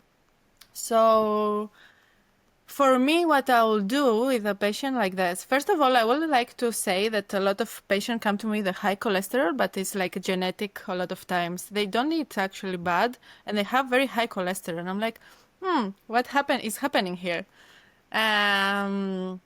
So yeah, sometimes you have to look at this to see is it the lifestyle or what are the parents' history. But if we put this aside, what I will do with a diet is first of all educate this person, you know, make him understand about protein, fats, carbohydrates, what micronutrients, why you need them, what they do to your body, how to make like the good combinations of food, when to eat what, how to eat it is also very important. Yes. So Yeah. I will educate him holistically on his lifestyle, and then build his meal based on what he can do actually, you know, because not a lot of people have the time to cook and do. So I can build a diet based on how he can do things. Yeah, like And there's this quote that says, the best diet is the one you can stick to, right? yeah. So Yeah. you can think long term. If you do it for Yeah. like 2-3 weeks, it doesn't even matter, you know, it doesn't make a Yeah. change. You really need to make changes that you're really gonna follow the next month, the next years, and they're gonna stick to you. So what I do, if their diet is very like bad, let's say, I try to take out some things, leave him with some other things that he really enjoys, and replace the other things with some like better choices. And you little by little you take out, you put some more, you take out, you put some more, and then he starts to understand because he starts to feel better, his energy is better, so he says, oh, okay, maybe nutrition is actually the key to my health, because Yeah. they don't understand this in the beginning. It's very difficult for them to understand that what you put in your body determines how you feel. Yes, because And there are so many myths in yeah. society about every single Mhm. thing. So, like in the 1990s, we blamed dietary cholesterol for every single condition related to heart problems. Mhm. Then we saw that there are individual differences, and just to bring some science into it that they don't teach us in medical school, by the way. Yeah. With cholesterol, the cholesterol metabolism can be highly individualized. So you Mhm. have people, for example, who are hyper responders, which means that as soon as they start dropping in body fat percentage, their cholesterol skyrockets. And if Mhm. you have an obese individual, you see that many times. Like when they lose weight, their cholesterol just goes through the roof. And the average doctor sees that and is like, well, maybe we should put you in a statin or a drug to lower your Mhm. cholesterol. Well, Exactly. the liver has been used to a certain amount of fat, to put it simply. And if you start dropping that fat, at the beginning, it produces more to compensate. After Mhm. a specific period, it will normalize again. Or, for example, me, I have very low levels of cholesterol, like to the point where my doctor is trying to elevate my cholesterol levels because Yeah. I eat eggs every single day. I eat red meat like a lot. Like it is high Mhm. quality, but I eat a lot of red meat. And then my cholesterol is like 112 or something. Mhm. And there are individual differences in how you metabolize cholesterol, but Exactly. also like if you want to predict if somebody is going to have heart problems, then do imaging, right? Mhm. There's no point in guessing like how their cholesterol levels will affect their um, cardiovascular outcomes. Just do imaging, like check Mhm. like how much fat has actually been deposited in the arteries, like, Mhm. and Exactly. then you can have like an actual idea of what's happening in their health, not just guessing whatever. Um, Exactly. And even people who go on a vegan diet, like many times, if I'm not mistaken, like correct me, Yeah. but many times their cholesterol goes up, right? Even though they don't eat any dietary cholesterol, because the Yeah, yeah, body sometimes it can adapts. happen. Yeah, yeah, Yeah. yeah, So yes, it's as we said all these times, it's personalized. yeah, But there are some principles actually that I will give to everyone to follow. So that might be like, of course, choose the more clean food that you eat, the better. Like more unprocessed, whole foods, high quality protein. Like if you go for organic, and you can go for organic if you can. Um, Eat a variety of fruits, vegetables, legumes, nuts, seeds, eggs, fatty fish. All yeah, of this, you should include all of these categories of foods. It's very good to have diversity in your diet and a lot of colors. And go with the seasons. Eat what's seasonal. That's a very yeah, important as well. Because your nature knows what to give you in a specific season. In the winter time, and in the summer, it's completely different what you should eat. In the summertime, your body needs more hydration, and nature gives you all this juicy fruit, right? yeah, So that's what you should eat in the summertime. In the wintertime, you need more like heavy food, and nature gives you that, more warm food, yeah, while in the summertime, more cooling food. So go with the seasons. That's a principle everyone can follow. Like go and see at your grocery store what you can do and build meals on these yeah, foods that exist in now. That's very important. yeah, Also, hydrate. Not everyone, I will not suggest a specific amount of water you should eat because everyone is individual. Also, it depends of how much exercise you do, what you did in that day. yeah, But make sure you are hydrated. Drink plenty of water and also herbs you can drink, or maybe like some smoothie or whatever yeah, feels good for you. But really make sure you hydrate properly. And of course, I can say also a bit holistic tips that eat mindfully. That's very important also. Like when you eat, sit down with your food. Don't do other things. Don't look at the TV. Don't scroll. It's very important to be mindful of your food and the process. Also, eat until you are 80% full. We overeat. That's a problem here nowadays. We really overeat. We don't need so much food.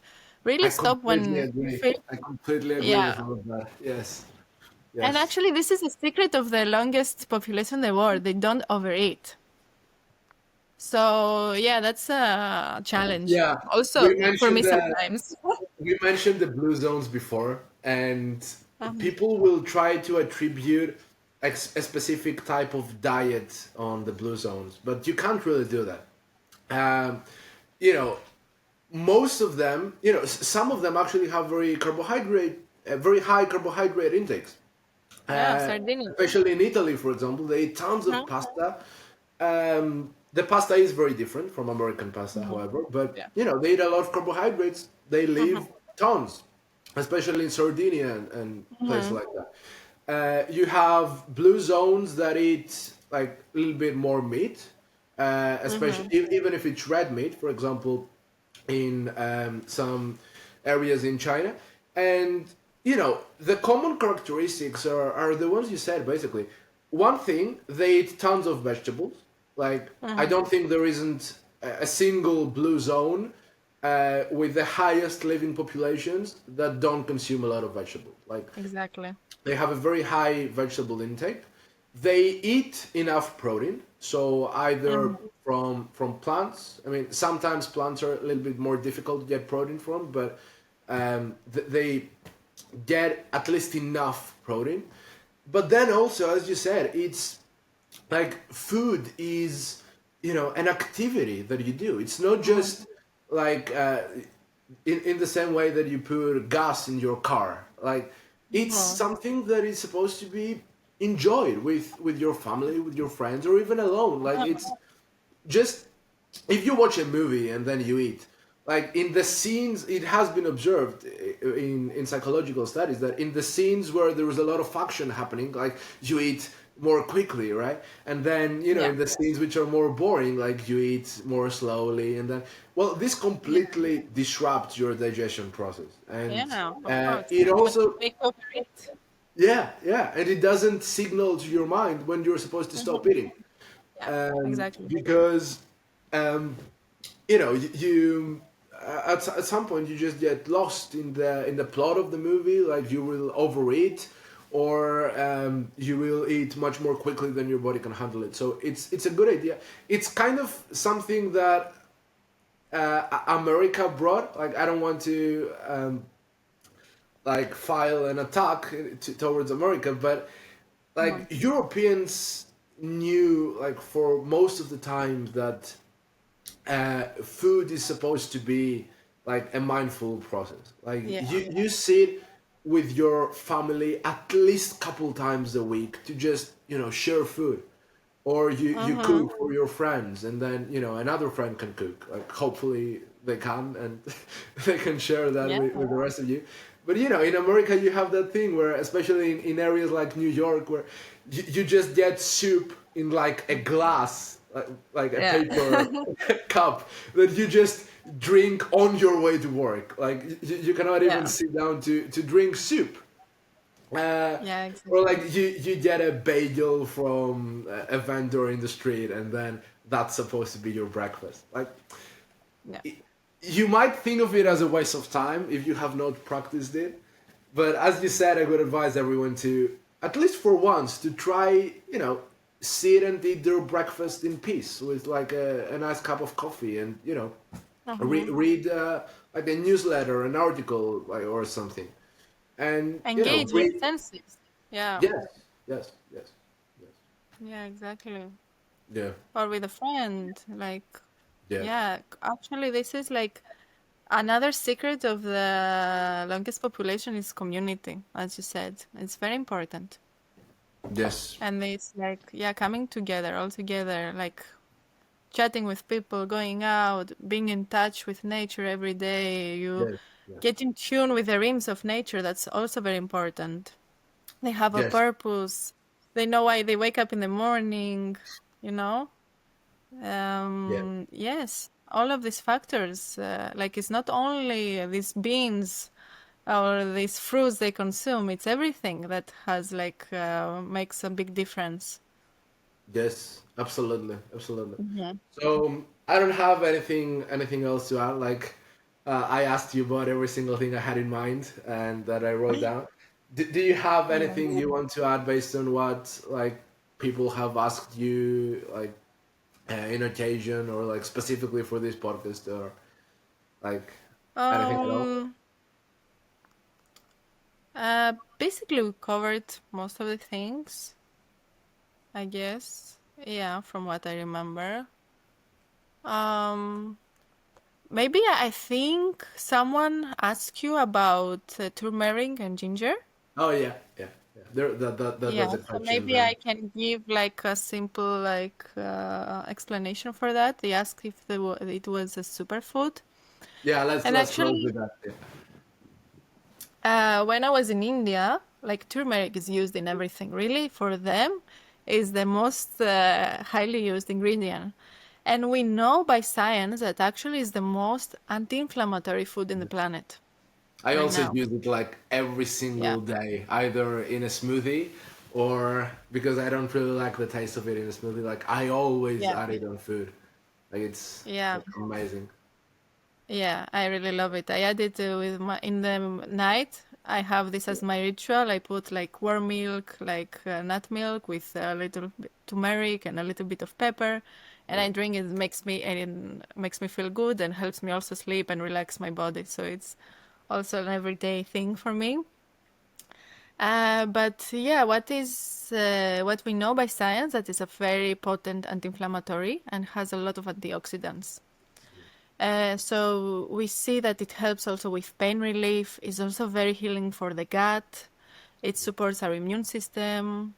So it has a lot of benefits. But we can use it in our everyday life to like a small quantity. But this is not actually therapeutic quantity. Like if we want really to heal like a chronic disease, we really need to supplement Yes. for stronger effects. We need to take a supplement because it's not enough. What we eat is not enough. We really need to take more, like a bigger dose of turmeric. So that's one thing I want to say here, that if you really need it for like to heal a certain condition, you really need to supplement it. And make sure it's always comes with pepper, because it contains pepperine, which helps the absorption of turmeric into Yeah. your body. So you really need to make sure the supplement is together with pepper. And also, if you eat it in your diet, make sure you put a little bit of pepper also into your smoothie, or me in the evening in my latte or in the food. Yeah. Also ginger. They asked me also about ginger, which is also a very high anti-inflammatory and antioxidant food. It contains like this potent compound called gingerol. And ginger is very good for digestive health. If we say that ginger actually looks a little bit like the stomach, no? Yeah.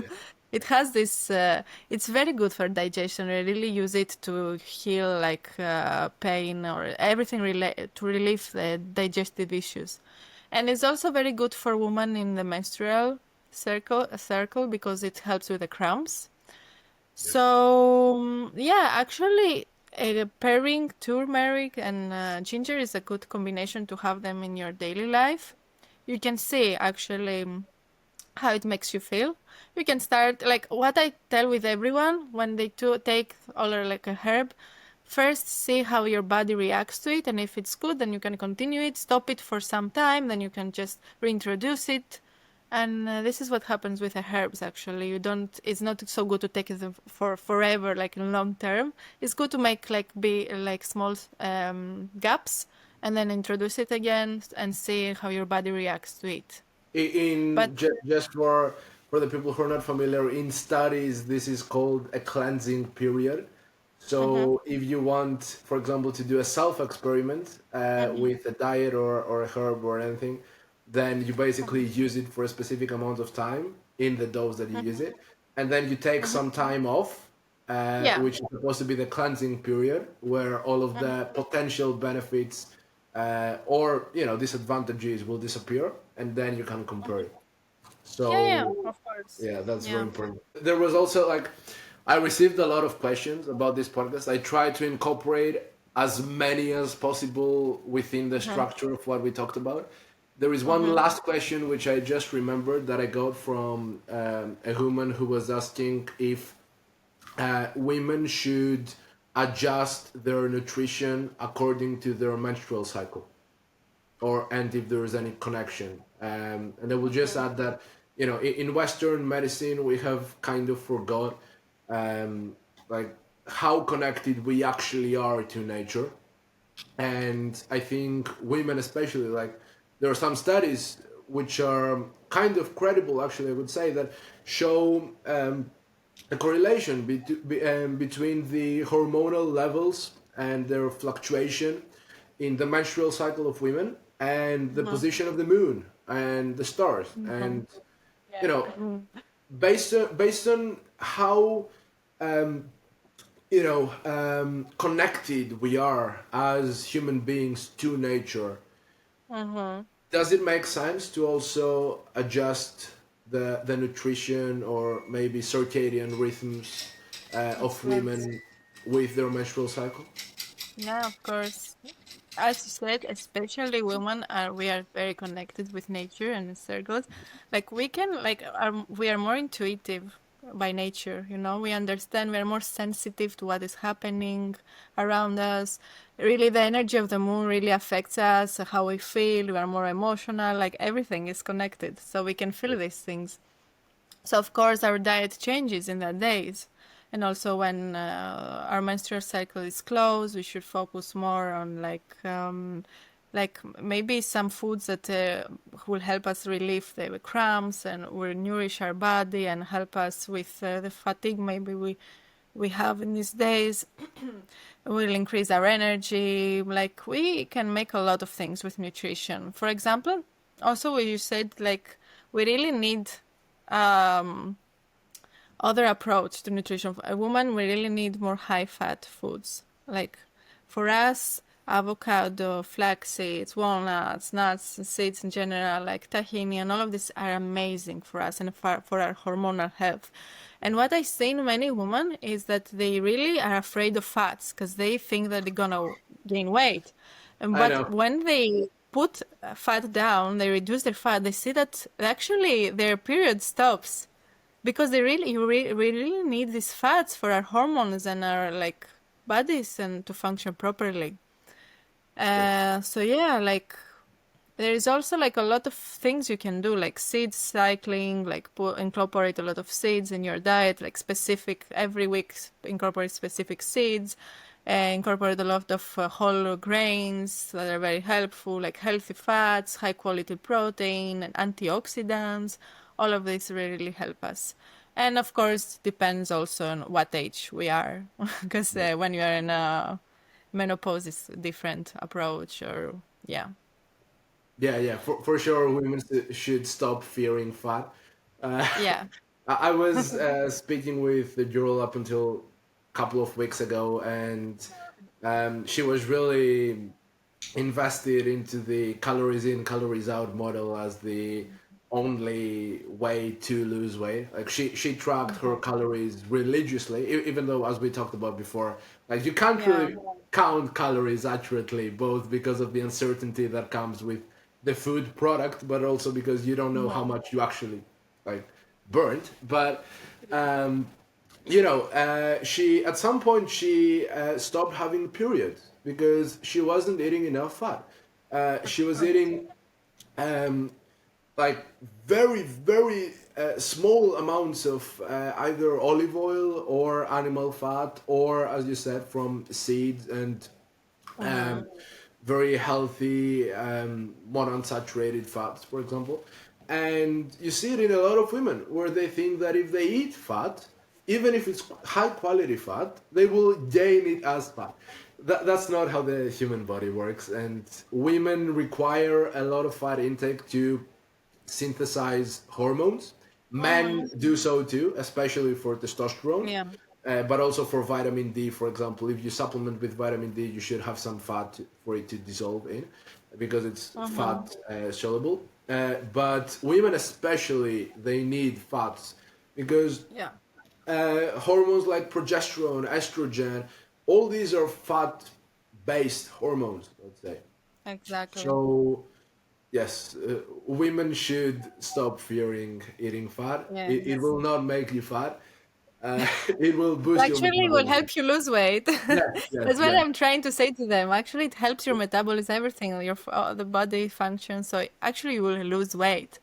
yes, And yes, this is like a thing you should follow. You can follow in a long term. Like cutting fat is not so sustainable as it. You will not do it all your life, and you should not fear any food. You should like look really to food as nourishment, as something that really healing, not yes, something to like be afraid of. No, don't. I will not eat this because it makes me gonna. Don't put these labels on food. Really, see yes. it as your Well, medicine.